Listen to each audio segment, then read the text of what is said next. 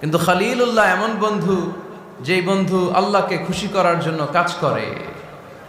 আর হাবিবুল্লাহ হচ্ছে আল্লাহর এমন বন্ধু, যেই বন্ধুকে খুশি রাখার জন্য আল্লাহ নিজেই কাজ করে। আল্লাহর হাবিব সাল্লাল্লাহু আলাইহি ওয়াসাল্লাম ছিলেন হাবিবুল্লাহ। চিল্লায় বলেন, তিনি কি ছিলেন?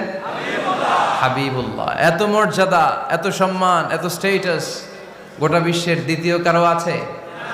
আল্লাহর হাবিব সাল্লাল্লাহু আলাইহি ওয়াসাল্লামের নুরানি চেহারার মতো চেহারা পৃথিবীর অন্য কারো আছে?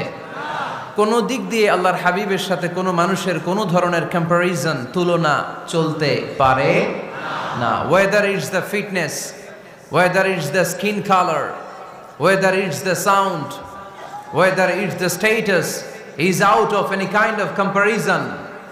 তিনি সব ধরনের তুলনার ঊর্ধ্বে। As a father, as a teacher, as a commander,